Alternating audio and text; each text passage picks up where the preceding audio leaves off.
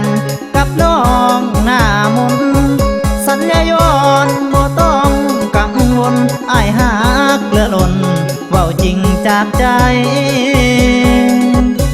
ผู้สาวบ้านตรากอ้ายนี่ขอฝากดวงใจน้องนางได้โปรดทับไว้อ้ายนี่อยากได้น้องมาเป็นแฟนขอเว้า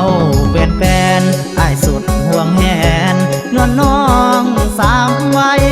ทุกกายทำเด่งปากใสน้องงามจับใจอีหลีคอยอ้ายเด้อนางหัวใจยังว่างอยากมาเป็นสามีหากแม่นได้น้องคนดีมาห่วมชีวีเป็นบุญเหลือแสน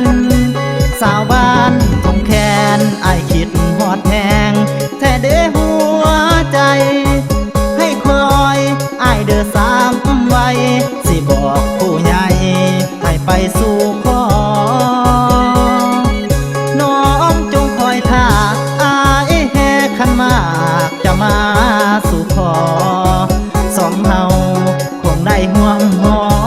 สุขใจแล้วเนาะจัดงานวิวา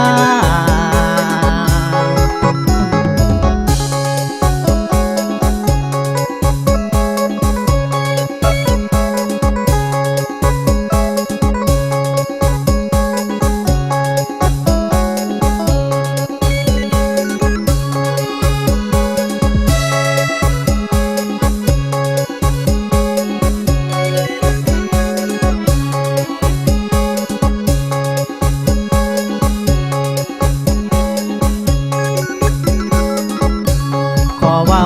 เป็นแฟนอ้ายสุดห่วงแหนนวลน้องสามวัยทุกกายทำเด่งปากใสน้องงามจับใจ